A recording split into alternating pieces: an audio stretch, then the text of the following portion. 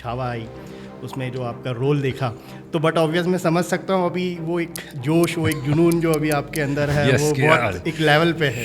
जिस तरह से तुमने इंट्रोड्यूस किया है मैं सडनली फूला नहीं समा रहा हूँ जिसे कहते हैं ना। Thank you very much. ये आपका सक्सेस का दौर है, स्ट्रगल के दौर में कोई था आपके साथ? Success is many fathers, failure is an orphan child. मेरे साथ ऐसा हुआ कि मेरे उस ख़राब दौर में भी मेरे ख़ास दोस्त, मेरे माता पिता, भाई बहन और मेरे ख़ास रिश्तेदार साथ थे। बहुत से लोग सिर्फ सक्सेस स्टोरीज बताते हैं कि जब वो सक्सेसफुल हो जाते हैं और उनका वो नेम फेम दिखता है, लेकिन जब स्ट्रगल कर रहे होते हैं तो वो स्टोरी शायद ही किसी को बता पाते हैं। भयंकर डिप्रेशन, इतना अल्कोहल कि आप और कल्पना भी नहीं कर सकते। भविष्य एकदम अंधकार में था मेरे लिए, जबकि मैं MBA कर रहा था, मेरी कैंपस से नौकरी लग गई थी, पर फिर भी मेरा भविष्य अंधकार। उस समय कोई ये कहता कि भगवान का प्लान तुम्हारे लिए है कि तुम कुछ बहुत बड़ा करोगे या तुम ऐसे कुछ करोगे जिसमें लोग पहचानेंगे, तुम उसको कंटा। मेरा जो कारण है अपनी कहानी लोगों के साथ साझा करने का, बांटने का, वो यही है कि मैंने जो गलतियाँ करी वो गलतियाँ ना करें। मतलब आपका काम कुछ भी हो, अच्छा हो, क्वालिटी ड्रिवन हो, लेकिन फॉलोअर्स अगर आपके मिलियंस में नहीं है तो आपने कुछ अचीव नहीं किया सर अभी तक। सही है। सर आपके कितने फॉलोअर्स हैं? मिलियन से तकरीबन 9 लाख कम। अब मैं डिजिटल वर्ल्ड की बात करूँ तो आपने कुछ अचीव ही नहीं किया अभी तक। बिल्कुल। लेकिन मैं वही रियल वर्ल्ड की बात करूँ तो आपने क्या क्या अचीव किया है। आप बिग बॉस के नरेटर हैं, आप छावा मूवी में भी अभी आए हैं, आप एक्टर हैं, बहुत सारी वेब सीरीज़ के। तो ये जो डिफरेंस क्रिएट हो गया ना सर, मैं इस डिफरेंस को ही ख़त्म करना चाहता हूँ कि हम अब हमारा अटेंशन स्पैन हो गया बहुत कम, हमें हर पल चाहिए मज़ा और कंफर्ट। AI कल को बिग बॉस के भी वॉइस मॉड्यूलेशन कर दे तो उसका क्या इम्पैक्ट आएगा? आपकी जॉब जाना है वो तो तय है।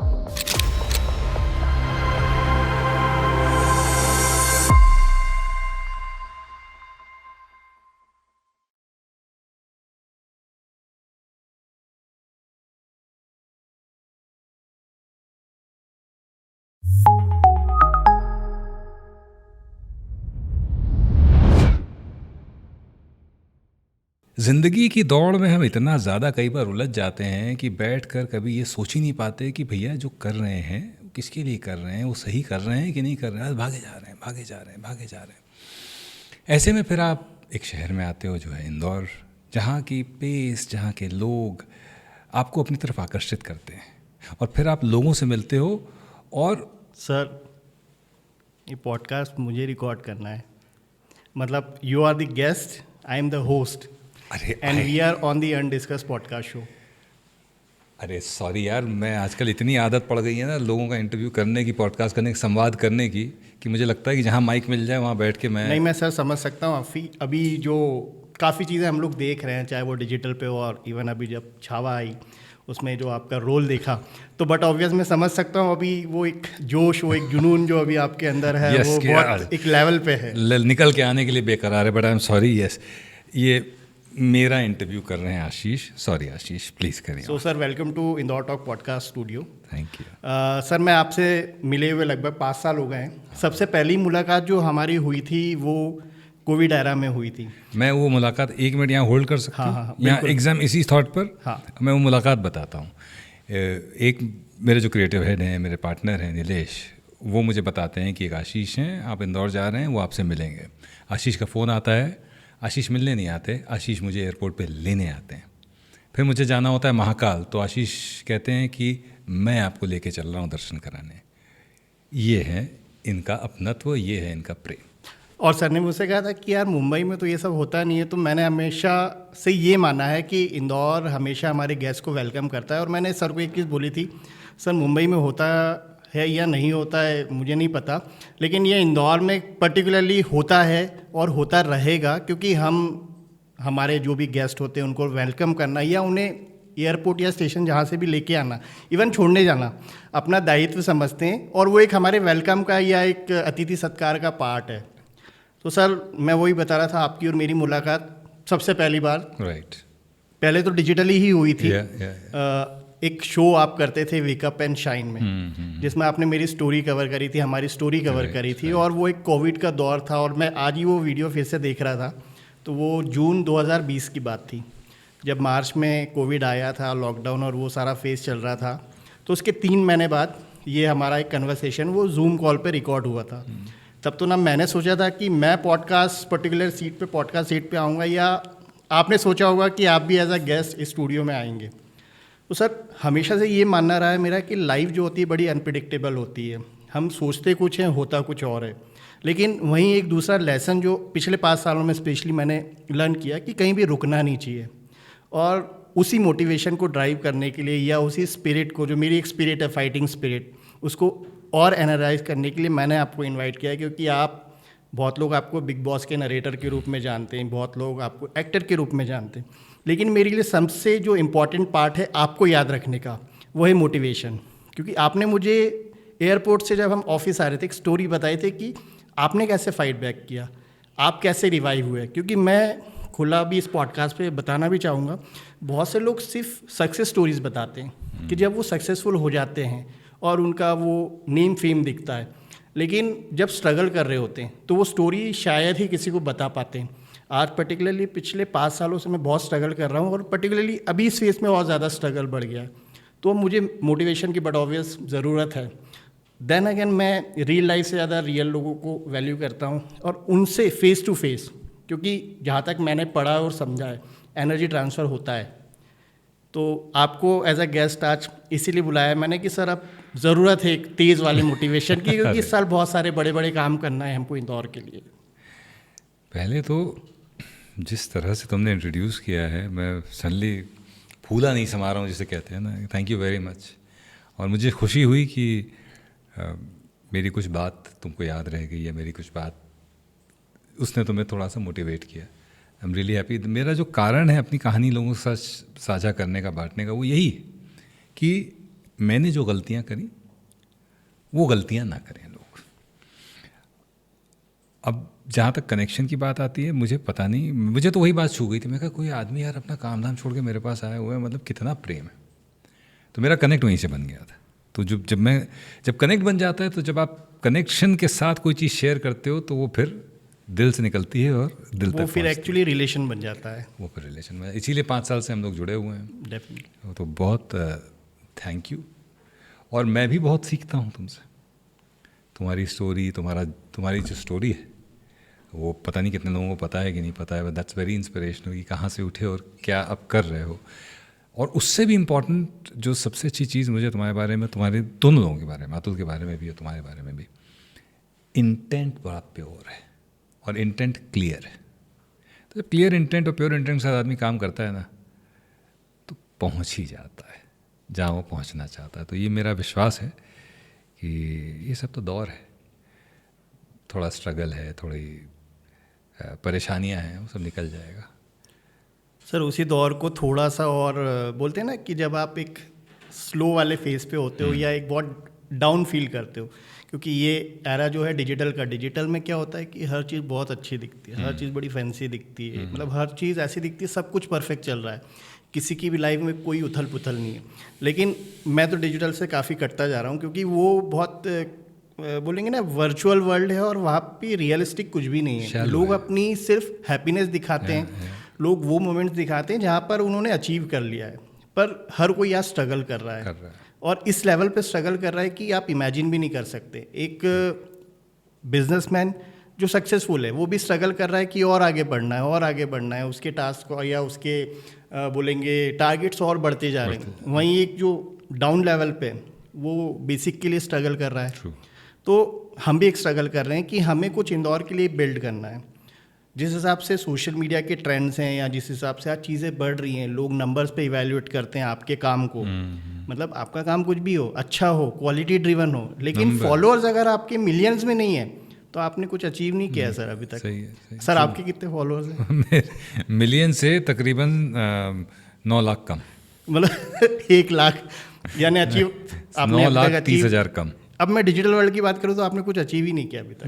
बिल्कुल। लेकिन मैं वही रियल वर्ल्ड की बात करूँ तो आपने क्या क्या अचीव किया है। आप बिग बॉस के नरेटर हैं, आप छावा मूवी में भी अभी आए हैं, आप एक्टर हैं, बहुत सारी वेब सीरीज़ के। तो ये जो डिफरेंस क्रिएट हो गया ना सर, मैं इस डिफरेंस को ख़त्म करना चाहता हूँ कि जो रियल है वो वाकई में रियल है, और जो रील है वो वाकई में रील है। तो अब लोगों को समझना पड़ेगा रील के पीछे नहीं भागना है, रियल के पीछे भागना है। अब जब बात आती है रियल के पीछे भागने की तो बहुत सारे चैलेंजेस आते हैं। और आपकी लाइफ में भी बहुत सारे चैलेंजेस आए हैं, मैंने वो जब स्टोरी सुनी थी, और उसी से मुझे जब भी कुछ ऐसा डाउन फील होता है, बहुत डाउन फील होता है, अभी बहुत से मतलब हर दिन ही लगता है कि वो मूड स्विंग होते हैं कि यार ये चीज़ मेरे हिसाब से क्यों नहीं हो रही, तो फिर मुझे कुछ जैसे आपकी बात याद रह जाती है, मनमोहन सर की बात याद रह जाती है, या और भी लोगों की जिनसे मैं इंस्पिरेशन ड्रॉ करता हूँ, वो बातें याद रह जाती। तो सर आपने एक स्ट्रगल देखा, अभी आप सक्सेस के दौर में, मतलब हर जगह आपको इनवाइट किया जा रहा है, आप बड़े बड़े शोज़ में जा रहे हैं, बहुत सारे कॉलेजेस में आपके साथ पार्टनरशिप्स किए हैं, शोज़ कर रहे हैं, ये आपका सक्सेस का दौर है। स्ट्रगल के दौर में कोई था आपके साथ? मैं खुशकिस्मत हूँ। स्ट्रगल के दौर में भी ना, मतलब लोग कहते हैं कि भाई जब success is many fathers, failure is an orphan child. हाँ, मेरे साथ ऐसा हुआ कि मेरे उस ख़राब दौर में भी मेरे ख़ास दोस्त, मेरे माता पिता, भाई बहन और मेरे ख़ास रिश्तेदार साथ थे। ऐसा नहीं कि उन्होंने मुझे छोड़ दिया। हाँ, कई बार कई जगहों पे नहीं बुलाया जाता था, पर उसमें उनकी गलती तो नहीं थी ना। क्यों नहीं बुलाते थे?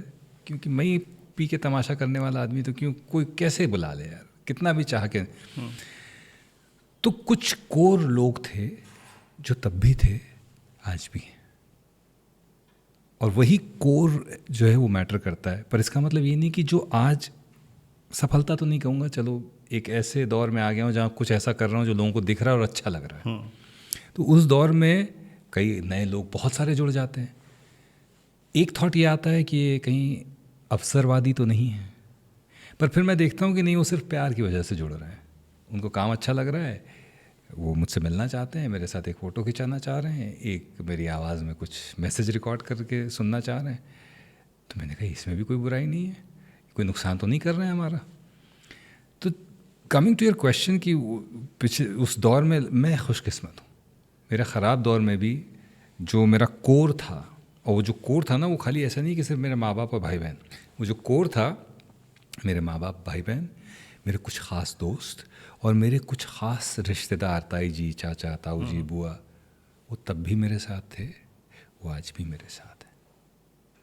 सर ऐसे कोई पॉइंट आया था कि एक डिस्कनेक्शन, जैसे मुझे कई बार लगता है, no doubt parents, family, brother, जैसे आपने अभी अतुल का नाम लिया, वो एकदम फर्म खड़े हैं आज भी हमारे साथ, मेरे साथ तो पर्टिकुलरली खड़े हैं, लेकिन कुछ चीज़ें ऐसी होती बहुत पर्सनल होती हैं, वो केवल हम ही उसे महसूस कर सकते हैं, या उसका वे आउट कहीं ना कहीं हमें ही निकालना होता है।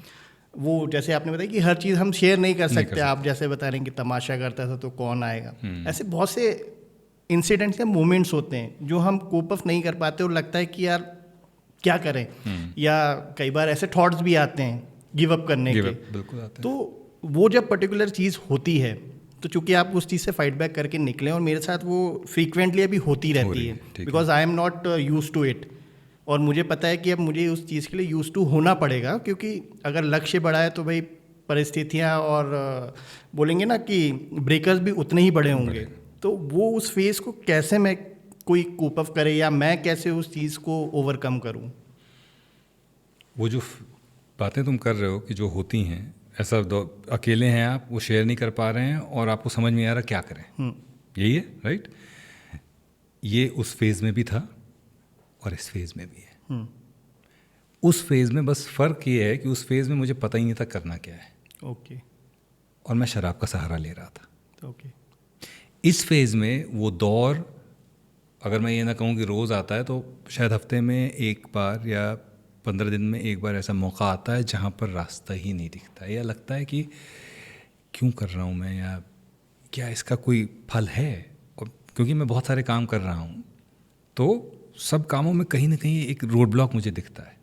अभी के फेज अभी के फेज में भी okay. क्योंकि जो मैं सोशल मीडिया पे सेलिब्रेट करता हूँ, मेरी सक्सेसेस हैं, वो अलग है। वो 5 हैं, 95 फेलियर्स हैं, पर मैं उसके बारे में नहीं बात कर सकता। ज़रूरत भी नहीं है बात करने की, क्यों तमाशा बनाया अपने उसका, फेलियर्स का। मैं इतनी सारी चीज़ें कर रहा हूँ।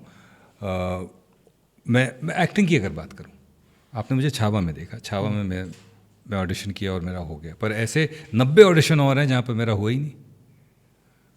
90 में से 75 ऑडिशन ऐसे हैं जहाँ पर मैंने मेंटली सोच लिया था कि यार ये किरदार तो मिल जाएगा, 75 में से 10 कम से कम ऐसे हैं जहाँ पर फॉरेन लोकेशन में शूट होने वाली थी, जहाँ दिमाग में ये आ गया था कि गुरु ये कैरेक्टर मिल गया तो जाएंगे ये वाले देश। फिर वो नहीं मिला, और फिर जब वो नहीं मिलता है, वो बार बार नहीं मिलता है, तो आपके मन में ये सवाल आता है कि क्या मैं बना भी हूँ इस चीज़ के लिए?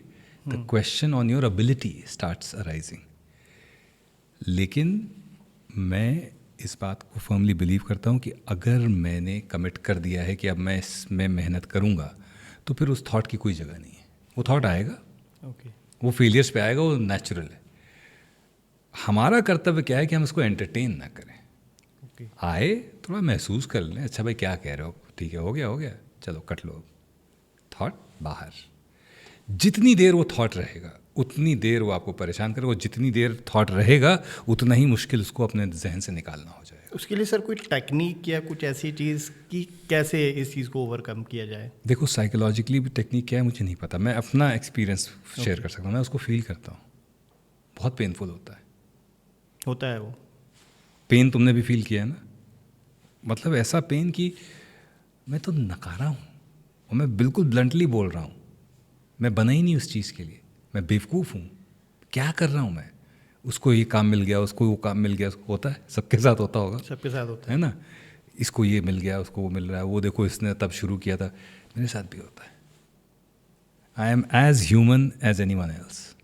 ओनली डिफरेंस इज, आ गए थॉट, हो गए, बातचीत हो गई, चलो now it's time for you to go, मतलब now it's time for the thoughts to go. ठीक है, डाउट क्या आ रहा है, एक्टिंग कर पाता हूँ कि नहीं कर पाता हूँ। ठीक है, मैं एग्जांपल दे रहा हूँ कि ऑडिशन में नहीं हुआ, तो मैं उस ऑडिशन को बार बार नहीं था, मैं एक बार देखता हूँ, ठीक है क्या कमी रह गई इसमें, ये कमी रह गई, शायद मैं टेक्स्ट को ठीक से समझ नहीं पाया, चलो अगली बार फिर काम करेंगे। वहाँ पर कहानी फिर ख़त्म, वो चैप्टर अब क्लोज हो गया, फुल स्टॉप। अगला फेलियर आएगा, अगली बार फिर मुझे इस तरह परेशान करके जाएगा, वो एक अलग चीज़ है, पर तुम अब मुझे नहीं परेशान करोगे। ये वाला इंसिडेंट, ये बहुत ज़रूरी है कि एक पॉइंट के बाद कट ऑफ कर दें चीज़ों, लेकिन महसूस भी करना बहुत ज़रूरी है। ये ना हो कि आप दिमाग में, मतलब आ रही है थॉट और आपका दिमाग फाइट कर रहा है, नहीं आने देना, नहीं आने दीजिए उसे। क्या करेगा? एक्शन मत लीजिएगा कोई इसके ऊपर। मतलब उस थॉट के टाइम पर जो दिमाग में आ रहा हो कि ये कर लो, नहीं। जिस तरह गुस्से में रिएक्ट नहीं करना चाहिए या खुशी में कोई रिवॉर्ड नहीं देना चाहिए, उस तरह इस स्टेट ऑफ माइंड में भी मन में आता है, एक्टिंग छोड़ देते हैं, चलो आज मैं पोस्ट लिख देता हूँ। यहाँ तक थॉट आया है कि from this day I don't think I am cut out for acting, I am. हाँ, मतलब ऐसे पहले मेरे साथ बहुत होता था, मैं स्टेटस अपडेट करने लगता था या जो फील कर रहा हूँ उसको सोशल मीडिया पे दिखाने लगता था, और मैंने देखा दिखाने के बाद भी कोई अटेंशन नहीं है या कोई कनेक्ट ही नहीं कर पाता होगा, सिर्फ लोग देख के जा रहे हैं। तो वो भी चीज़ फिर बंद कर दी करना। नहीं, ये मेरे आता है, मैंने कभी किया नहीं है, पर ये आता है मेरे दिमाग में कि मैं क्विट कर दूं, कि आज से मैं अभिनय नहीं करूंगा, ये मैं और सोशल मीडिया पे डाल दूं। लेकिन थैंकफुली आज तक पिछले 4-5 सालों में हर बार उस थॉट को रोक लिया है मैंने, क्योंकि रिएक्ट नहीं करना है, उस स्टेट ऑफ माइंड में नहीं रिएक्ट करना है। फिर जब काम डाउन हो गए, फिर अगर लगे कि नहीं छोड़, जैसे ही काम डाउन होते हैं वैसे ही लगता है, अरे सब कुछ सही चल रहा है। हाँ, हम लोग इसी को मूड स्विंग, मैंने जो बोला ना कि बहुत जल्दी मूड स्विंग होते हैं। हाँ, तो ये समझना ज़रूरी है कि स्विंग है, तो जो ऊपर जा रहा है वो नीचे आएगा, जो नीचे जा रहा है फिर ऊपर जाएगा, तो ठीक है, नीचे वाला फेज़ जो है ये हमको झेलना है बस। ये अगर हम समझ लें कि ये आएगा ही आएगा, इसको हम हटा नहीं सकते, वी कैन नॉट, जैसे अंग्रेजी में कहते हैं we can not wish it away, हम ये नहीं सोच सकते कि हाय चला जाए, तो जाएगा तो है नहीं, तो ठीक है आओ भैया, हम तुम्हें अनुभव कर रहे हैं, लेकिन अनुभव करके हम तुम्हें बाहर भेज दे रहे हैं, रखेंगे नहीं, अंदर नहीं रखेंगे, अंदर एब्जॉर्ब नहीं करने देंगे अपने आप को, और कोई बेवकूफ़ी वाला डिसीजन उस समय नहीं लेना है। ओके, ये 100 कि फ़ोन उठाया उस समय जो मन में आया, फिर किसी को होता है ना कि चलो इससे हम बिज़नेस ख़त्म कर देते हैं, या इसकी वजह से प्रॉब्लम हो रही, चलो इसको डांट देते हैं, कुछ नहीं करना है, छोड़ दो, सुबह उठो। सर, ये मैंने बहुत बार सुना है कि जब, मतलब अभी तक मेरे साथ तो नहीं हुआ, आपके साथ अगर हो गया हो तो आप बताइएगा, कि जब कुछ बहुत बड़ा होने वाला होता है या आप बहुत बड़ा बनने वाले होते हैं, तो चैलेंजेस भी उतने ही बड़े बड़े आपके सामने आते हैं या उतनी मुश्किलें होती हैं, आपको लगता है क्विट कर लें, तो ऐसा कुछ वाकई में अभी तक आपकी लाइफ में हुआ क्या? 100%। जितनी बड़ी चीज़ आपने चाही है, चैलेंज भी उतना ही बड़ा होगा, पहली बात। दूसरी बात, चैलेंजेस को लेकर एक बड़ी खूबसूरत बात यह है कि जब चैलेंज बढ़ जाते हैं, प्रेशर बढ़ने लगता है, मैं खुश हो जाता हूँ, क्योंकि मेरा अनुभव जीवन के 46 साल का अब ये बताता है मुझे कि जब जब ऐसा हुआ है उसके कुछ ही दिनों के अंदर कुछ बहुत बढ़िया हुआ है, कुछ बहुत बढ़िया हुआ है। ओके, अनरिलेटेड हो सकता है, मैं एफर्ट यहाँ कर रहा हूँ और यहाँ गिरे गिरे सडनली इधर से कुछ आ गया, आउटपुट कहीं और से आ कहीं और से, अरे, और आप खुश हो जाते हो। तो वो एफर्ट और उसकी सिंसियरिटी को बनाए रखना है और गिव अप नहीं मानना है, ये की है। ये और तुमने अपनी ज़िंदगी के इतने साल अब दे दिए हैं इसको, तो ये डाउट तो है ही नहीं कि तुम कर सकते हो कि नहीं। हाँ, ये डाउट तो बिल्कुल भी नहीं है। बस ग्रो तुम उस हिसाब से नहीं कर रहे हो जैसा तुमने अपने लिए टारगेट सेट किया हुआ है, कोई बात नहीं।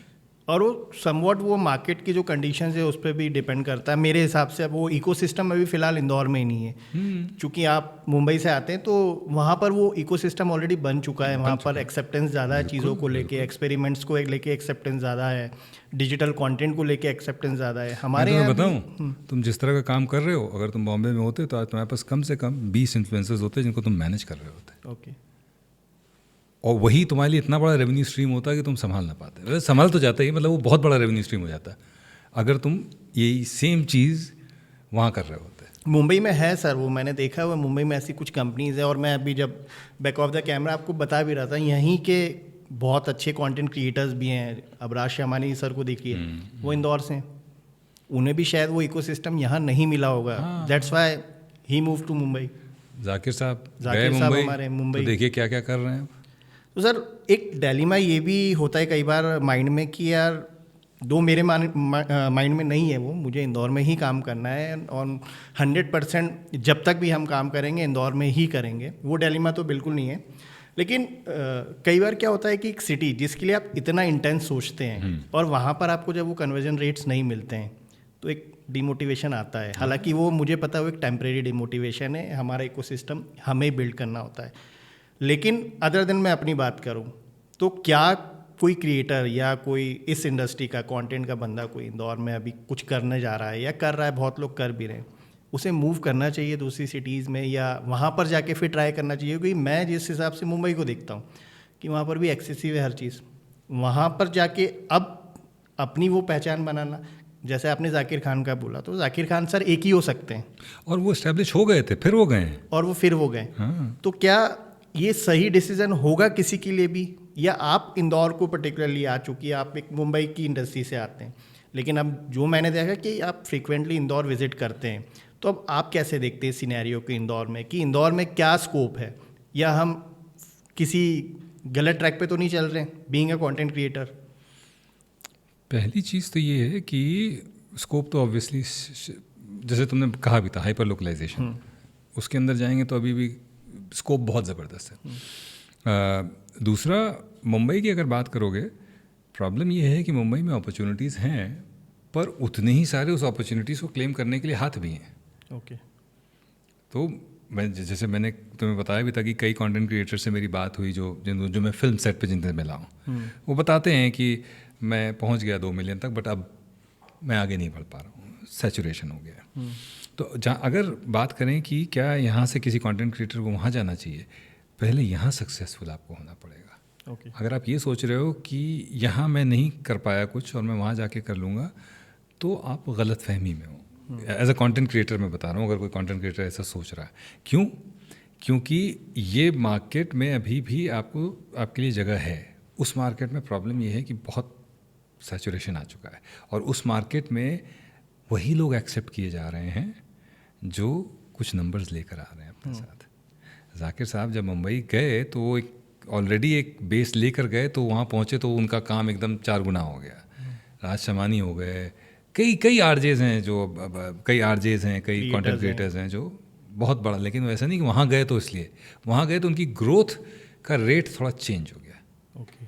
पर ग्रो आपको बेस पे ही करना पड़ेगा। फाउंडेशन उनका यहीं से तैयार हो। फाउंडेशन चाहे इंदौर हो चाहे आप कहीं भी हो, बेस आपको यहीं करना है। बेस एक बार बन गया तो आपको अब लग रहा है कि अब मुझे ग्रो करना है in terms of not only numbers but in terms of the brands that I am endorsing और the kind of money I am making, then you go to Bombay. फिर बॉम्बे आपको एक्सपोनेंशियली एकदम ग्रो कराएगा। लेकिन बेस आप ये सोचें कि हम अगर कोई कंटेंट क्रिएटर ये सोच रहा है कि यहाँ उतना नहीं बन रहा है, मैं वहाँ जाऊँगा तो हो जाएगा, नहीं। हाँ, यही अगर आप मुझसे पूछें कि वॉइसिंग और डबिंग में कोई यहाँ पर है और वहाँ जाना चाहिए, तो नहीं, सीधे आप वहाँ जाइए। ओके। अगर आप डबिंग और वॉइसिंग करना चाहते हैं तो चाहे यहाँ स्ट्रगल करिए चाहे वहाँ स्ट्रगल करिए, कम से कम वहाँ स्ट्रगल करने में अपॉर्चुनिटीज़ ज़्यादा हैं, ओके। यहाँ तो लिमिटेड है। तो ये दोनों अलग चीज़ें हैं और दोनों के अलग अप्रोच होनी पड़ेगी। ओके सर, कंटेंट को लेके आप बहुत सारी फील्ड्स में काम करते हैं। आप एक मोटिवेशनल स्पीकर भी हैं, आप एक एक्टर भी हैं, फिर वहीं पे आप अपने भी कुछ शोज़ पे काम करते हैं। तो मैं जो समझता हूँ आज कंटेंट जो फील्ड हो गया है बहुत डाइवर्सिफाइड हो गया है। अभी आपने बात करी कि हम लोग हाइपर लोकल कंटेंट में डील करते हैं। सो आप जब एनालिसिस करते हैं, क्योंकि आज कंटेंट बहुत बन रहा है, मतलब और जनरलाइज कंटेंट तो बहुत बन रहा है कि एक ही टॉपिक पे आपको मल्टीपल क्रिएटर्स के वीडियोस या रील्स या पॉडकास्ट ये सब देखने को मिल जाते हैं। तो आज के टाइम में being a beginner content creator या कोई कंटेंट क्रिएटर जनरलाइज फील्ड में काम कर रहा है, लेकिन उससे उसको कोई रिस्पॉन्स जनरेट नहीं हो रहा है या वो जो चाह रहा था वो बन नहीं पा रहा है, हाँ। तो उसे क्या अप्रोच रखनी चाहिए, क्या चीज़ें अब चेंज करनी चाहिए, या कोई चीज़ को ऐसे रूल आउट कर देना चाहिए कि नहीं यार अब इस चीज़ में तो कैरियर है ही नहीं? See content creation wise success rate अगर मैं बात करूं तो मेरा भी कोई ऐसा बहुत हाई नहीं है। मैं भी अभी भी अपनी ज़मीन तलाश रहा हूं कंटेंट क्रिएशन के मामले में। बाकी चीज़ों में चलो ठीक है, हैं चीज़ें, पर जहाँ तक मेरी समझ है और जितना मैंने देखा है और समझा है, सबसे पहले तो आपको अपनी यूनिकनेस समझनी होगी और उसी को एक्सप्लोर करना होगा। आपका मेजॉरिटी फॉलोइंग आपकी यूनिकनेस से आनी चाहिए। पर एक बहुत खूबसूरत इंटरव्यू है राज शमानी जी का, तो जिसमें उन्होंने कहा है कि वो किस तरह के कंटेंट बनाते हैं और वो बड़ा रेजोनेट किया मेरे साथ। वो 3 तरह बोलते हैं, मैं 3 तरह का कंटेंट बनाता हूँ। एक जो एकदम वायरल है, जो हर आदमी बना रहा है, वो भी बनाओ। ओके। एक जो थोड़ा कम है, जिसमें क्वालिटी है, वो बनाओ। तीसरा वो जो तो आपको अच्छा लगता है, जो आप बनाना चाहते हो, जिसके लिए आप आए हो कंटेंट क्रिएशन में, तो जो चल रहा है वो आपको नंबर्स दे देगा। और जो तीसरा वाला है वो आपकी यूनिकनेस डिफाइन करता रहेगा। तो मेरे ख्याल से ये बड़ी अच्छी स्ट्रैटेजी है अगर आपको इनिशियली, अब क्योंकि मैं उसमें नहीं घुस पा रहा हूँ कि जो सब कर रहे हैं वो मैं भी कर दूँ और 5 रील वैसी बना के कुछ और फॉलोअर्स बढ़ा लूँ, वो नहीं हो पा रहा है। वो मेरे से वो नहीं होता है, दैट्स नॉट मी, और मुझे अभी ज़रूरत नहीं है, तो मैं I am taking it very slow. But अगर आपको फास्ट जाना है, फास्ट ट्रैक करना है, तो इस तरह से करिए। लेकिन इसमें यह ना हो कि सिर्फ वही चीज़ें बन रही हैं जो ऑलरेडी चल रही हैं, उसी को हम खाली रीहैश किए जा रहे हैं। अपनी यूनिकनेस जब तक आप नहीं खोजेंगे, ब्रांड डील्स नहीं मिलेंगी आपको। अच्छा सर, आपने भी एक फॉलोअर वाली बात कही, तो मुंबई के मार्केट में फॉलोअर को इम्पोर्टेंस दी जाती है कि क्वालिटी को इम्पोर्टेंस दी जाती है? दोनों तरह के। ज़्यादा किसको दी जाती है? डिपेंड करता है कि प्रोडक्ट क्या है। ओके। अगर मास रीच का प्रोडक्ट, वो बहुत सारी चीज़ें वो लोग देखते हैं। आपका प्रोफाइल देखते हैं, उस प्रोफाइल में आपका जो व्यूअर है या आपका जो ऑडियंस है उसका प्रोफाइल क्या है, वो सारी प्रोफाइलिंग करते हैं। उसके हिसाब से वो अपना प्रोडक्ट आपके पास एडवर्टाइज़ कराएंगे या आपके पास आपको पैसे देंगे उसके साथ एंडोर्स करने के लिए। तो नंबर्स इंपॉर्टेंट हैं, पर अगर नीश प्रोडक्ट है, फॉर एग्जांपल, तो नीश प्रोडक्ट है तो वो किसी ऐसे के साथ जाना पसंद करेंगे जिसके भले ही 1 लाख फॉलोअर्स हों, बट वो फॉलोअर्स वैसे हैं जो एक पर्टिकुलर कैटेगरी को ही बिलोंग करते हैं। ओके। उनको मास वो नहीं चाहिए, उन्हें क्लास से मतलब है। उन्हें क्लास से मतलब है। कुछ प्रोडक्ट्स ऐसे हैं जिनको भी नीचे तक पहुंचना है, मास तक पहुंचना है, तो वो आपके नंबर्स ही देखेंगे, भैया इतने नंबर हमें मिल रहे हैं, चलो कर लेते हैं। ओके। तो वो डायनेमिक्स बड़े ही अलग से हैं। सर, आप एक मल्टी वैरायटी बोलूँगा कंटेंट फील्ड में काम करते हैं। आप ऑडियो में भी हैं, आप विजुअल्स में भी हैं, कंटेंट क्रिएशन में अभी आप आ ही गए हैं। जिस हिसाब से अभी आज का एरा पर्टिकुलरली चल रहा है डिजिटल कंजम्पशंस का, वहाँ पर रिकॉल वैल्यू खत्म होती जा रही है। मतलब आप जो भी काम करते हैं, चूँकि आप तो फिजिकल एक काम कर रहे हैं तो आपको लोग याद रखेंगे, हाँ। लेकिन आप सिर्फ वर्चुअली काम कर रहे होते हैं, मतलब सिर्फ आप लोगों को स्क्रीन पे दिखते, तो हो सकता है कि आपके लाइफ स्पैन 1 साल 2 साल में ख़त्म हो जाएगी। अब ये जो डिलेमा है, मैं इंदौर में चूँकि इसलिए देखता हूँ क्योंकि इंदौर में बच्चे अभी बहुत आ रहे हैं, अलग अलग सिटीज़ से, आसपास की सिटीज़ से आ रहे हैं, जहाँ तक अभी डिजिटल पहुँचा नहीं होगा, या पहुँचा भी हो तो लोग अब जानने लगे कि यार डिजिटल मीडिया होता क्या है, कंटेंट क्रिएशन होता क्या है, वो लोग यहाँ आते हैं। और अभी क्रिएटर्स तो नहीं बन रहे, वो यहाँ के इन्फ्लुएंसर्स बनते हैं, जो भी एक बार्टर डील्स होती है जो सर्वाइवल के लिए लोग कर लेते हैं यहाँ पर, उसके थ्रू क्या करते हैं वो उनको एज अ कैरियर मान रहे हैं, लेकिन उन्हें अगले 6 महीने में पता पड़ता है कि यार कोई दूसरा आ गया। तो ये जो डिफरेंस क्रिएट होता जा रहा है वर्चुअल और रियल वर्ल्ड में, मैं उसे गलत नहीं मानता कि ठीक है आप अभी कर रहे हो टेम्प्रेरी, लेकिन एक सही प्रोसेस क्या होना चाहिए।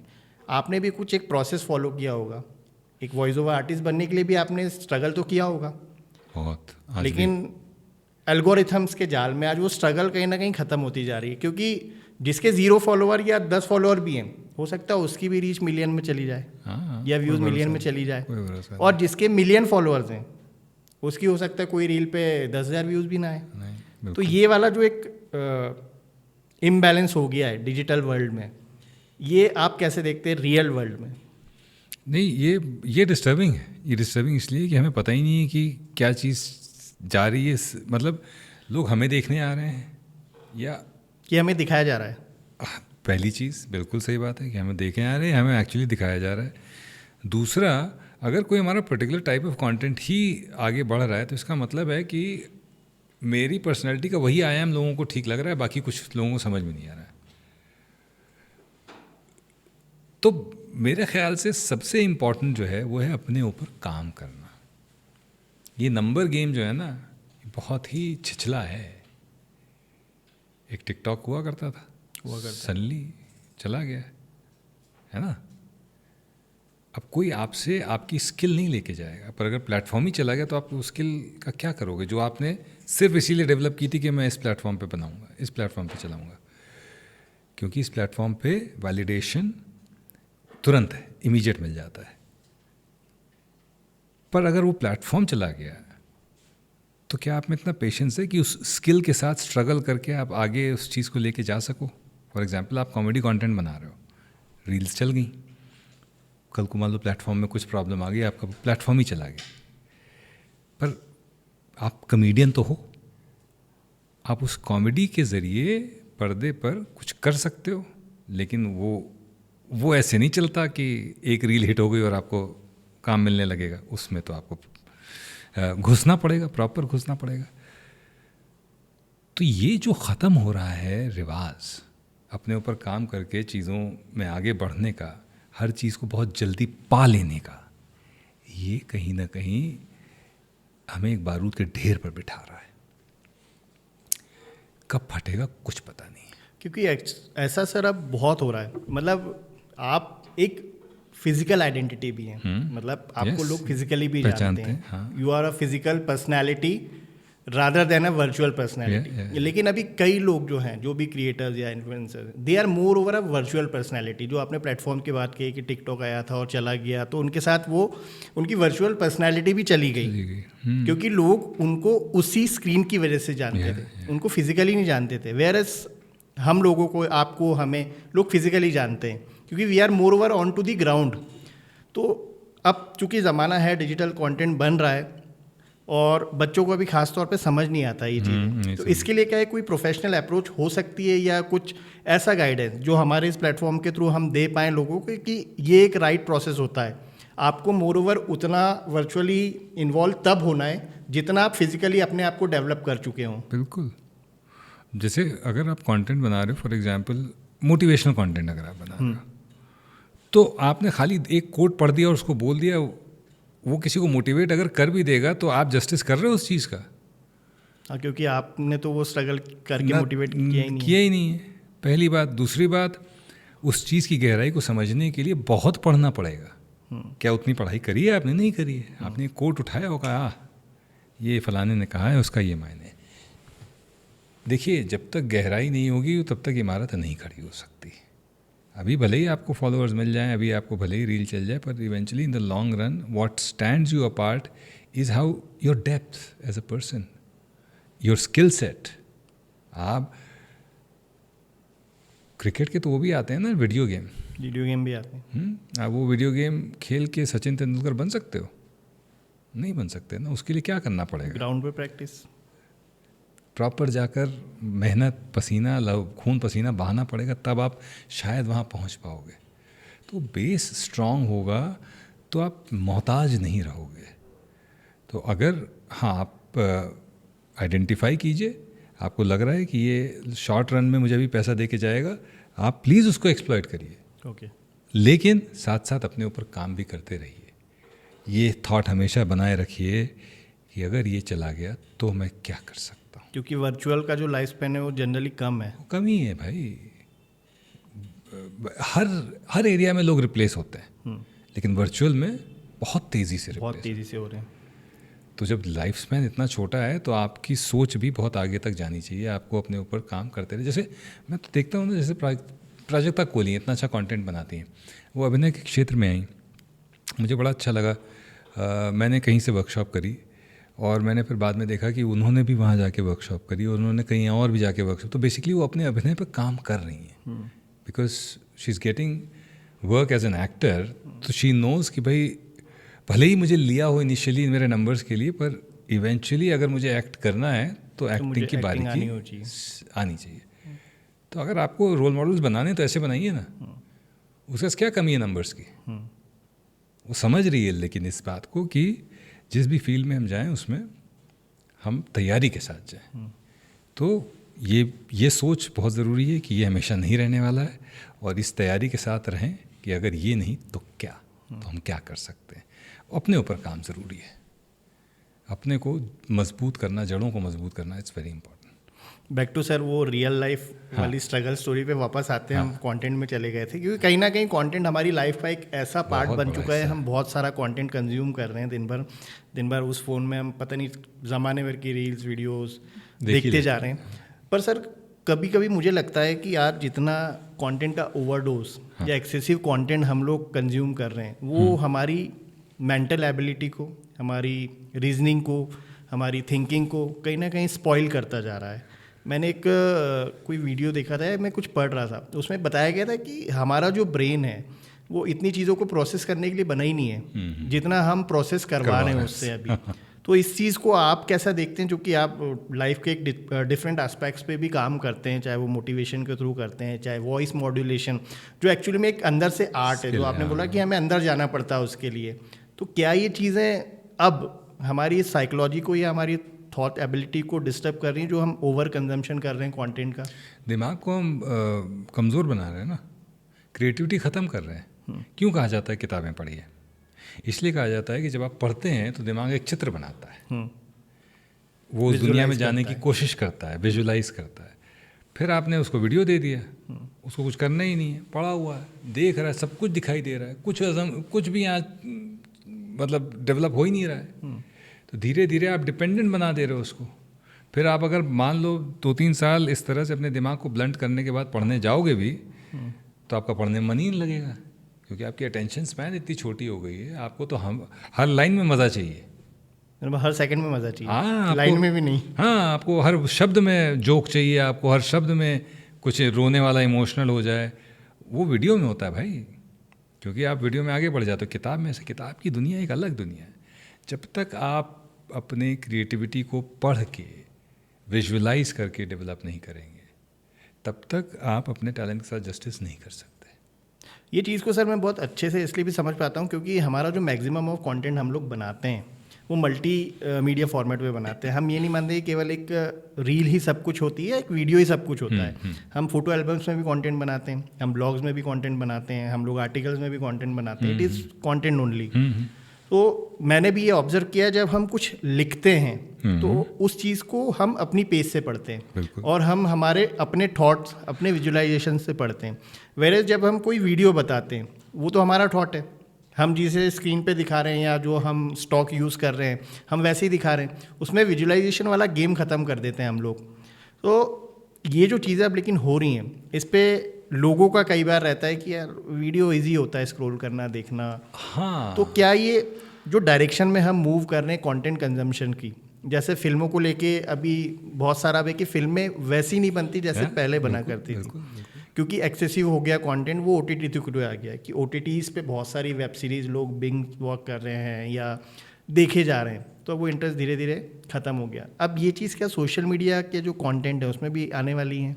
नहीं, दो चीज़ें हैं। पहली चीज़ तो फिल्मों में जो लोग सिनेमा में जाकर अच्छी फिल्में नहीं देख रहे हैं, उसका एक कारण ये भी है ना, हमको वहाँ जाके क्या हमारा अटेंशन स्पैन छोटा हो गया। हमें तो चाहिए कि हर 20 सेकंड पे कुछ जोक मिल जाए, हर 15 सेकंड पे कोई बढ़िया फाइट हो जाए, तो हम ऐसी पिक्चर जाके सिनेमा हॉल में देखते हैं। बाकी सब हमको पता है घर पे हम आराम से देख सकते हैं, क्योंकि घर पे देखने में क्या है कि हम मोबाइल देखते हुए भी आराम से देख सकते हैं। तो जो शिफ्ट हुआ है from theatre to OTT, that is only because हमारा अटेंशन स्पैन ख़त्म हो रहा है। उसके पीछे कोई, ये सब लोग जो कहते हैं ना कि टिकट के प्राइस ऐसे हैं वैसे, घंटा। प्रॉब्लम ये है कि हम अब हमारा अटेंशन स्पैन हो गया बहुत कम, हमें हर पल चाहिए मज़ा, और कंफर्ट। और कंफर्ट। तो हम जब सिनेमा हॉल में जाते हैं तो एक बेसिक कर्टसी होती है, जनरली आप नहीं मोबाइल चला सकते हैं ना, आपको तो देखना ही पड़ेगा। तो हम ऐसी ही फिल्में देखने जाते हैं जिसमें दिमाग कम लगे, बस देख के हा हू हो जाए। और बाकी जो फिल्में हैं जो थोड़ी सीरियस, जो थोड़ी इंटेंस होती हैं, जिसमें थोड़ा कंटेंट रिच है, वो हम सोचते हैं घर पे देख लेंगे, कि अगर हम थोड़ा बोर हुए तो हम मोबाइल चला लेंगे, फिर हम वापस चले जाएंगे। तो ये हेल्दी ट्रेंड नहीं है कहीं से भी। ओके। ये रेसिपी फॉर डिज़ास्टर है। ओके। हर तरह से क्रिएटिविटी आप ख़त्म कर रहे हो, अपनी क्रिएटिविटी आप ख़त्म कर रहे हो अपने आने वाली जनरेशन की। ठीक है। और अभी तो एक ऐसा ट्रेंड भी आया अभी, जो कल परसों ही मैं वो गिबली AI जनरेटेड कुछ, मतलब मैं बैक स्टोरी में गया तो जो उसके क्रिएटर हैं जिन्होंने इस आर्ट को बनाया, उन्हें सालों लग जाते थे एक वीडियो फॉर्म करने के लिए, या और AI ने बड़ी आसानी से उस चीज़ को कर दिया। तो क्या AI भी अब, जो मैं ये मानता हूँ कि टेक्नोलॉजी का जो ईजाद किया जाना चाहिए वो बेटरमेंट के लिए किया जाना चाहिए, किसी की चीज़ को ख़राब करने के लिए नहीं किया। लेकिन एक रीसेंट एग्जांपल अब सामने आया, तो AI कल को बिग बॉस के भी वॉइस मॉड्यूलेशन कर दे, या जैसे अभी मैंने आपको देखा कि आप रिकॉर्ड करके प्रॉपर ऑडियो ट्रैक भेज रहे हैं, लेकिन कल को ये AI कर दे, भाई विजय विक्रम सिंह सर की वॉइस अब AI जनरेटेड होगी। हो सकता है, कोई बड़ी बात नहीं। तो उसका क्या इम्पैक्ट आएगा? आपकी जॉब जाना है वो तो तय है। हाँ। लेकिन जो आपने एक बात करी कि हम जनरेशन्स के लिए क्या देने वाले हैं, अरे उस पर क्या इम्पैक्ट आएगा? AI का सबसे बड़ा इम्पैक्ट तो यही है कि भैया जब लिखने बैठते हो तो दिमाग चलता है ना, चलता है एकदम थोड़ा सा स्ट्रेस भी हो जाता है, क्या लिखें, कैसे इसको और अच्छा बनाएं। अभी तो AI में आपने डाल दिया, कुछ भी घटिया डाल दो, वो बढ़िया सा बना के दे देगा। ओके। आपके साथ कोई अभी ऐसा इंसिडेंस हुआ जहाँ AI से आपकी वॉइस को जनरेट करके यूज़ कर लिया गया हो, या कुछ दिमाग में? थैंकफुली अभी तक ऐसा नहीं हुआ, लेकिन सलमान खान साहब का एक किया था हम लोगों ने। ओके। अभी 1-1.5 साल पहले बिग बॉस के दौरान ही ओके। कुछ भी भलता उनकी आवाज़ में बना के डाल दिया था। ही डिडंट रिएक्ट, बट हमें पता था कि ऐसा हुआ है। पर AI का सबसे बड़ा इम्पैक्ट यही है कि अब चीज़ें बच्चे दिमाग नहीं लगा रहे हैं, नहीं लगा रहे, तो उनका डेवलपमेंट कैसे होगा, उनकी लॉजिकल थिंकिंग कैसे डेवलप होगी, उनकी क्रिएटिविटी कैसे डेवलप होगी? तो जब नहीं डेवलप होगी तो ऐसे बच्चे आगे बढ़ेंगे, बड़े होंगे, उनको वही चाहिए जो तुरंत उनको डोपामीन रिलीज़ दे दे। तो ये ट्रेंड बढ़ता जाएगा, और ये कहाँ जाके ख़त्म होगा, कितना नुकसान करेगा, इसका अंदाज़ा भी नहीं है लोगों को। सर ख़त्म कौन करेगा? मतलब हम लोग तो ट्राई करते रहते हैं। अभी जैसे मैं लास्ट वीक ड्रामा के देखने गया था। हाँ। तो ड्रामा ये मेरा भी फर्स्ट एक्सपीरियंस था, क्योंकि कोविड के बाद इंदौर में पर्टिकुलरली ड्रामा कम हो गए हैं, अभी शोज़ नहीं होते थे, और रिस्क भी नहीं लेता अब कोई, क्योंकि कोई देखने ही नहीं आता है। तो जब मैं ड्रामा देखने गया तो करने वाले सारे यूथ, सारे उसके एक्टर्स यूथ थे, लेकिन जब ऑडियंस में देखा तो 70-80 की ऑडियंस थी, उसमें 70 to 80% हम जैसे, मैं भी अपने आप को सीनियर ही बोलूँगा, यूथ तो नहीं बोलूँगा, तो वैसे ही लोग थे। वेरेस हम दूसरा साइड देखते हैं जिसको डार्क कॉमेडी कहा जाता है, या स्टैंड अप कॉमेडी, जहाँ टिकट बहुत हाई प्राइस पे होते हैं, लेकिन ये ड्रामा का टिकट 100 रुपये का था, तो भी वहाँ कोई नहीं था। तो ये जो एक शिफ्ट आ गया है हमारे कंटेंट में, बोलेंगे या तो मैं तो इसे बोलूँगा कल्चरल शिफ्ट है ये। हम रियलिस्टिक चीज़ों को ना तवज्जो देते हुए अनरियलिस्टिक चीज़ों को दे रहे हैं। तो ये जो एक कल्चरल शिफ्ट आ रहा है, इसके लिए फाइट बैक कौन करेगा? क्योंकि आप भी एक आर्टिस्ट कम्युनिटी से आते हैं, तो इसके लिए कोई कुछ मुहिम या कहीं कुछ एफर्ट या कोई ऐसी चीज़ें होने वाली हैं कि हम धीरे धीरे अब ग्रेजुअली ख़त्म होते जाएंगे? ख़त्म नहीं होगा कुछ भी, और इसके लिए मुहिम चलाने की भी ज़रूरत नहीं है, क्योंकि मुहिम चला के कोई फ़ायदा नहीं है। ओके।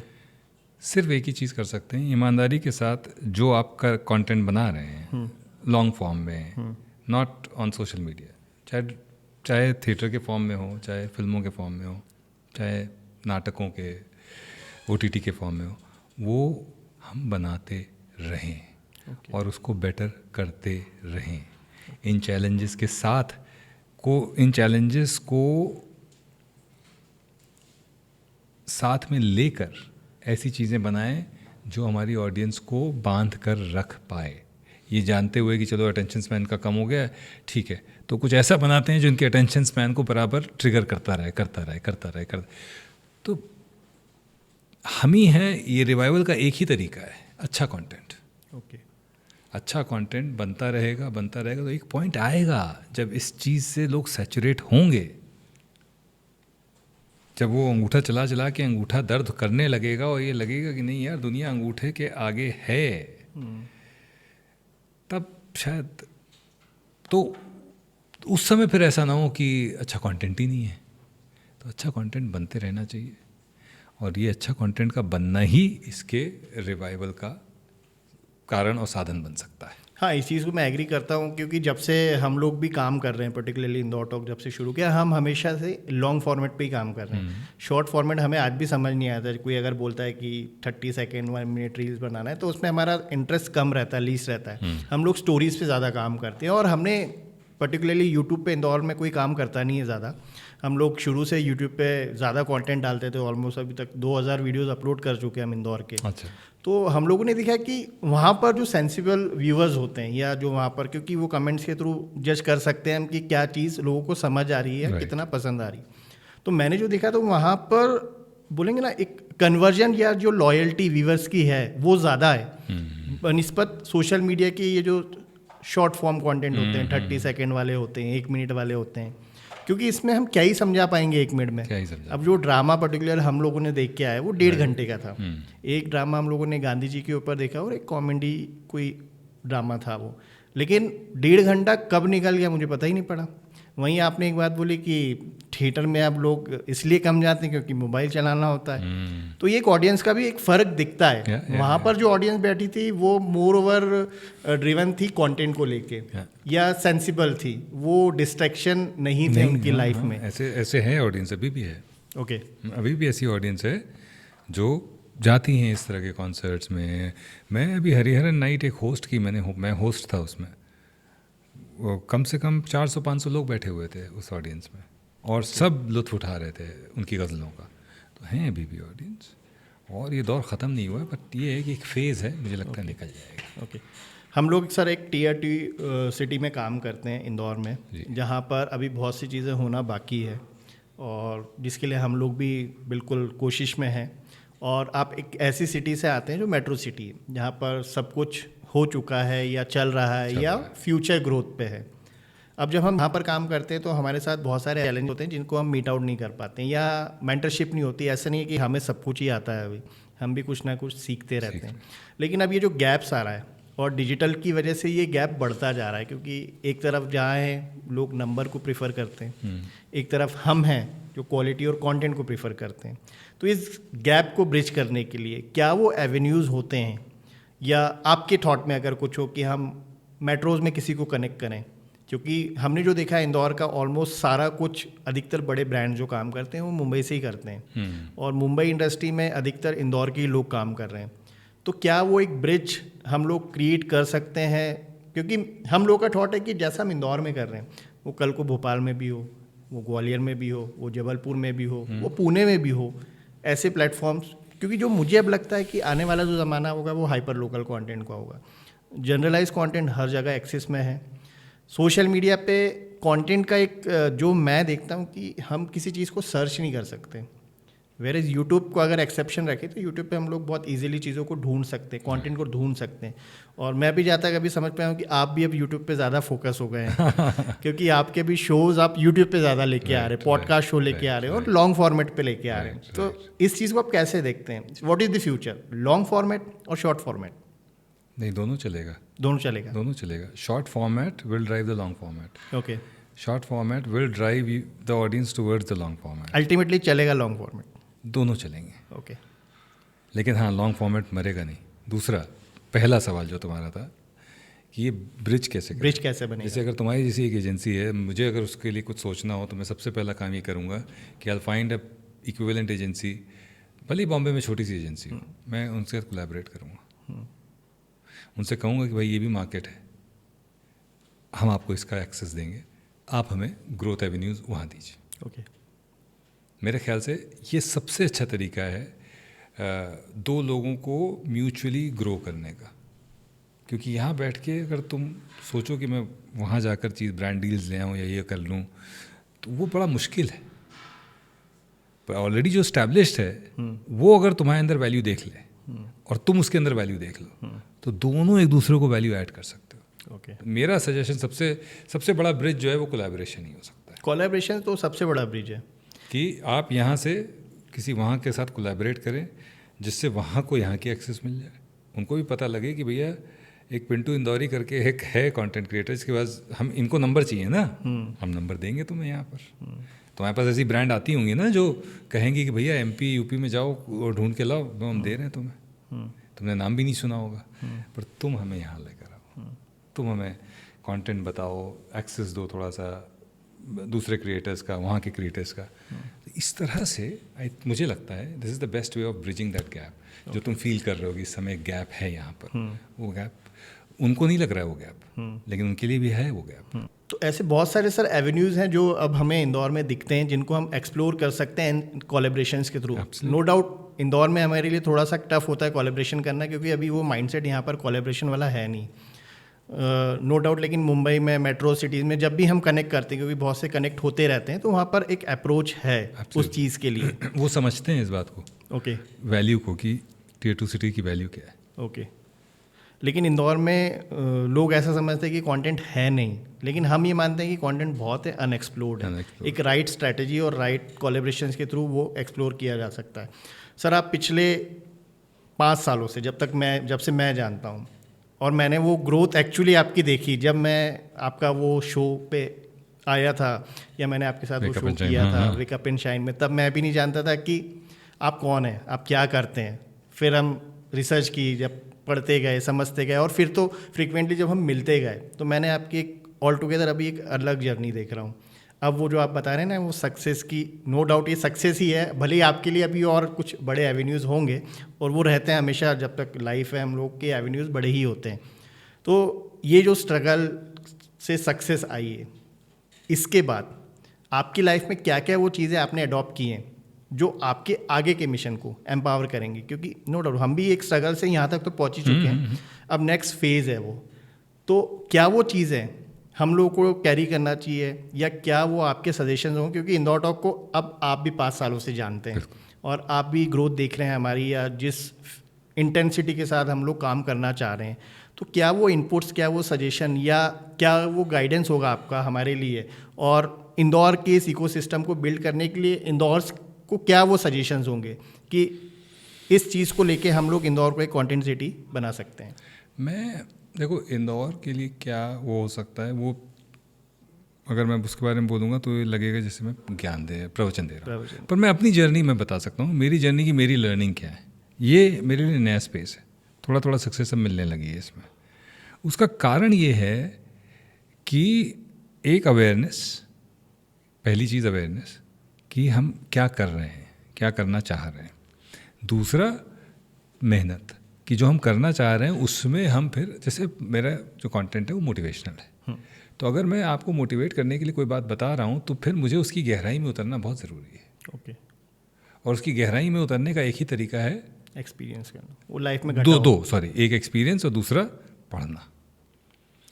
तो अपने अंदर क्या नया आप ऐड कर सकते हैं, ये आज की तारीख में बहुत ज़रूरी हो गया है। ऑब्जेक्टिवली एनालाइज करना कि अच्छा मैं ये कर रहा हूँ, चलो ये करके देखता हूँ, और 24 घंटे को मैं कैसे और अच्छे से यूटिलाइज कर सकूँ। अब वो थॉट बहुत बढ़ता जा रहा है, जैसे जैसे उम्र बढ़ रही है वैसे वैसे ये लग रहा है कि घंटे थोड़े कम पड़ रहे हैं, टाइम थोड़ा कम पड़ रहा है, कम मिल रहा है, 24 घंटे जल्दी निकल रहे हैं। उसका कारण यही है कि हम बहुत कुछ करना चाह रहे हैं, और जो भी करना चाह रहे हैं वो ईमानदारी से करने के लिए उसमें हम इन्वॉल्व हैं, उसमें हम इन्वेस्टेड हैं। इन्वेस्ट होना बहुत ज़रूरी है। ओके। तो एक इन्वेस्टमेंट है कि हम बैठे हैं और स्ट्रैटेजाइज कर रहे हैं, सोच रहे हैं कि क्या करें क्या करें। दूसरा इन्वेस्टमेंट है कि हम बैठे हैं और हम रिसर्च कर रहे हैं, हम उस बारे में पढ़ रहे हैं, हम उस बारे में और अपने अंदर चीज़ें ऐड कर रहे हैं। हम ये वाला कोर्स कर ले रहे हैं, भले ही वो बेकार लगे, चलो करके देखते हैं क्या हो रहा है। ये वाला चलो ये करके देख लेते हैं, इसमें क्या है, क्या नया है, इससे मिल लेते हैं, उससे बात कर लेते हैं, कुछ ना कुछ नया। और अगर कोई ऐसा मिल जाता है जो आपको पुश कर रहा हो आपकी लिमिट से ज़्यादा, तो उसको अपने पास रख लो, उसके साथ बहुत ज़्यादा हो जाओ। नीलेश मेरी ज़िंदगी में वही आदमी है जो मुझे मेरी लिमिट से कहीं ज़्यादा पुश कर रहा है। और बीच में ऐसा भी ख्याल आया कि यार चलो भाग चलते हैं, मतलब जिस दिशा में जा रहे हैं अभिनय और ये यही करते रहते हैं। पर मुझे समझ में आया भविष्य यही है और ये मेरा जामवंत है, ये मेरा सारथी है, ये मेरा भगवान श्री कृष्ण है।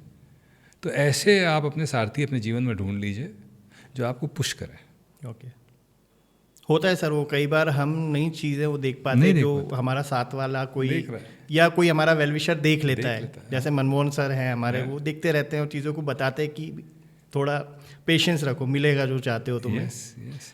और तुम्हारी बातों से अगर मैं एक आखिरी चीज़ बोलना चाहूँ तो तुम्हारे अंदर ना तो इंटेंट की कमी है ना ऑनेस्टी की कमी है। अभी तुम थोड़ा सा विचलित हो गए हो, हाँ, उससे थोड़ा सा पीछे हटना है। और मेरे लिए कहना आसान है, ये तुम्हें लग सकता है, पर मेरे दोस्त, हम उस नदी से गुज़र कर आए हैं जिस नदी में अभी आप तैर रहे हैं, और हम अब दूसरी नदी में हैं जहाँ पर इससे ज़्यादा मगरमच्छ हैं, और फिर भी हम जिंदा हैं। तो अगर हम कह रहे हैं तो हम I mean it, it's not a ज्ञान, इट्स जस्ट दैट कि मैं भी कर रहा हूँ तो तुम भी बस करते रहो। तुम्हारा ना इंटेंट में कमी है, ना ऑनेस्टी में कमी है, ना एफर्ट में कमी है। सो चीज़ें ना हो ऐसा हो ही नहीं सकता है। ये तो श्योर शॉर्ट रेसिपी है सक्सेस की। तो देर है, वही है ना, धनुष तीर को जितना लंबा खींचेंगे उतना ही दूर जाएगा। तो बस अभी ये है कि खींच रहा है थोड़ा सा, और खींचने में तकलीफ होती है, बहुत तकलीफ होती है। देखो जॉन सी मैक्सवेल, एक आखिरी बात कह दूं, जॉन सी मैक्सवेल कहते हैं, बहुत बड़े लीडरशिप कोच, वो कहते हैं कि रबर बैंड ऐसे रखा हो तो उसकी कोई वैल्यू नहीं है। उसकी वैल्यू कब है? जब उसको आप खींच के किसी चीज़ पर चढ़ा दें। वो बना ही उसी लिए, उसी लिए बना है, हम भी उसी लिए बने। तो तुम्हारा भी अभी वो स्ट्रेच जारी है, और ये कभी मत सोचना कि वो इतना ना स्ट्रेच हो। कई लोग कह देते हैं कि सब स्ट्रेच हो टूट जा रहे हैं, नहीं भाई, नहीं टूटेगा। तुम अपने को कम आंक रहे हो। इंसानी जो रेजिलियंस है उसका कोई तोड़ नहीं है। सर आज का ये पॉडकास्ट करने का मोटिव भी यही था। ये सारी चीज़ें मैं ऊपर बैठ के ऑफिस में भी आपसे बात कर सकता था और कर भी लेता, लेकिन मैं जितना मानता हूँ कि ये इंदौर टॉक जब 5 साल बाद सबको दिखेगा कि हम क्या बनाना चाह रहे थे, तो उस टाइम तो सब, जैसे आपने बताया कि सक्सेस में बहुत सारे लोग होंगे आपके साथ, मैनी फादर्स, स्ट्रगल में आप अकेले ही होते हो। लेकिन हमारी जो इंदौर सिटी है, अगर वहाँ पर कोई ऐसा स्टार्टअप या कोई दूसरी फील्ड में कोई काम कर रहा हो, वो भी अगर हमारी इस फेज से गुजर रहा हो, तो एक्चुअली वो कनेक्ट कर पाया हमारी जर्नी से। और मैंने जैसा कि बोला कि रियलिस्टिक एग्जाम्पल ज़्यादा कनेक्ट करते हैं, बजाय हम किसी के बारे में पढ़ लें या किसी एक ऐसी चीज़ से कनेक्ट कर लें अपने आप को जो हम लोगों ने उनका एक्सपीरियंस जिया ही नहीं है या देखा ही नहीं है। मैंने चूँकि पिछले 5 सालों में आपको देखा है और अब सक्सेस भी देख रहा हूँ, तो इसीलिए मेरे मन में था कि सर से कुछ रियल टॉक हो पाए, और वो वर्चुअली फ़ोन पे ना हो, वो जूम कॉल पे ना हो, वो ऑफिस में ऊपर बैठ के ना हो, वो ऑन स्क्रीन हो, जहाँ पर मैं तो फिज़िकली आपसे बातें कर ही लूँ, लेकिन ये जो बातें निकल के आएंगी ये हमारे इंदौर के उन लोगों तक पहुँचे जो वाकई में स्ट्रगल कर रहे हैं इंदौर को कुछ बेटर देने के लिए, जैसे हम लोग दे रहे हैं और आप पूरी इंडस्ट्री को दे रहे हैं। आप बहुत सारे अच्छे काम कर रहे हैं, मोटिवेट कर रहे हैं लोगों को, क्योंकि मोटिवेशन की कमी कहने को तो हर जगह फैला हुआ है, लेकिन फिर भी लोग मोटिवेट नहीं हो रहे हैं। और मुझे जो गैप लगता है कि वो पर्सनली अटैच नहीं होते हैं लोगों से, जिनसे वो इंस्पिरेशन लेना चाहते हैं, उनसे मिलते नहीं हैं, उनको सुनते नहीं हैं या उनसे बातें नहीं करते हैं।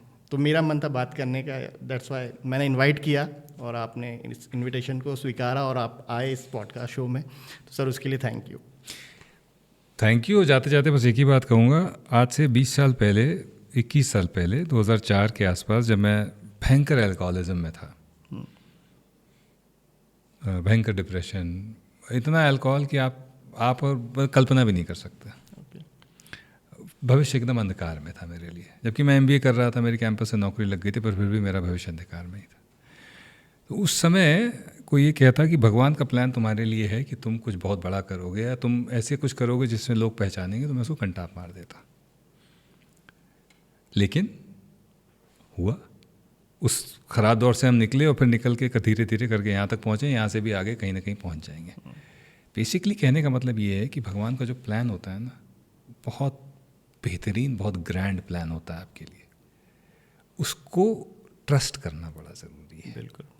तो trust the big picture and the big plan, and हमारे हाथ में प्रारब्ध है, वही करना चाहिए, करते रहें, मिल जाएगी सफलता। तो सर, जो लास्ट अभी आपने जो चीज़ बोली ना, मैंने आज सुबह ही एक कोट पढ़ी, हाँ, जिसमें लिखा था कि समय उन्हीं के सामने तांडव करता है जिनके लिए भगवान ने कुछ बड़ा लिखा हो। तो सही बात है। कनेक्ट होती हैं चीज़ें। दैट्स वाई मैं ये मानता हूँ कि हाँ, हम जो कर रहे हैं वो सही कर रहे हैं, और हमारा इंटेंशन बहुत प्योर है, हमें इंदौर को कुछ देना है, अपने लिए कम, लोगों के लिए ज़्यादा करना है, बस that is what we are trying to do. And आपने हमेशा सपोर्ट किया है, आगे भी ये सपोर्ट यूं ही रखिएगा, और जहाँ भी हमें ज़रूरत पड़ेगी हम सबसे पहला कॉल आपको ही करेंगे। मैं वेट करूँगा कॉल का। Thank you very much. Thank you. Thank you.